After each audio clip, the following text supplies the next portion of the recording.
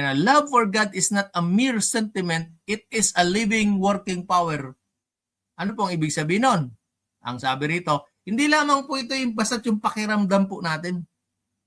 Hindi lamang to feelings, hindi lamang po to emotions. Anong sabi po rito? Ito yan po, yung aktibo po ito na, no? Yung pag-ibig na ito, yung powerful force that shapes our actions and decisions po, mga kapatid. Yun pala po yun, mga kapatid. Ano yun ba yung hindi lamang po ito yung pakiramdam po natin. Pero po ano po, ito yung magiging hininga ng buhay po natin, mga kapatid. Hininga ng buhay natin kung paano tayo susunod sa kautusan ng ating pong Panginoong Diyos. Kaya, kung totoong sinasabi po natin na mahal po natin ang ating Panginoon, ito dapat ay makita saan?